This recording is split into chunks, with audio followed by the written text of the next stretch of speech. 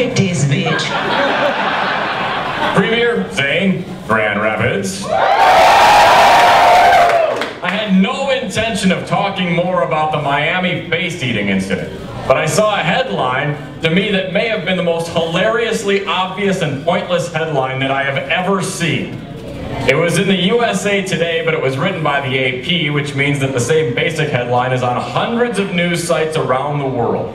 And it says this: face-chewing victim will have long road to recovery.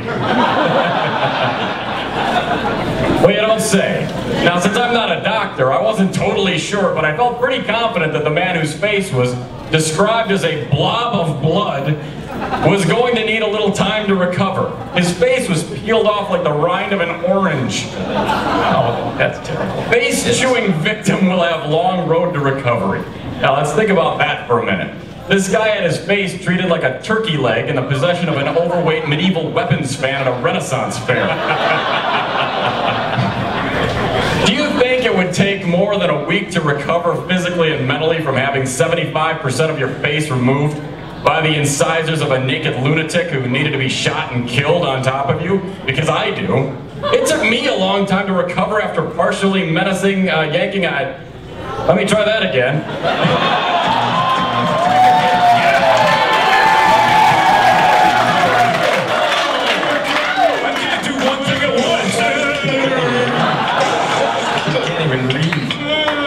I don't think I anticipate it'll take me a long time to recover from a particularly bad line in a commentary. He's missing an eye. Both eyebrows are gone. His nose is in a dead guy's stool. Everyone has seen his face by now. It wasn't a face anymore. It looked like a really hairy big toe dipped into raspberry jam.